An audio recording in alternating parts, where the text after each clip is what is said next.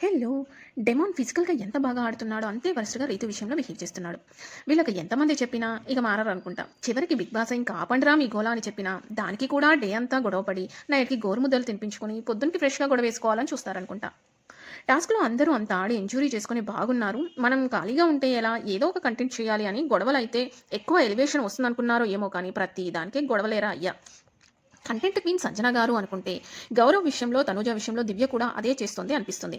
గుడ్డుగోల 6 వారాలు సాగితే, ఉల్లిగడ్డలోలి ఇంకో 6 వారాలు సాగదీయాలి అనుకుని, ఆఖరికి కామెడీతో కానిచ్చేశారు. ఈ తనూజ రేషన్ మేనేజర్‌గా ఉన్న ప్రతిసారి ఫుడ్ విషయంలో పూటకో 4 గొడవలు అవుతున్నాయి.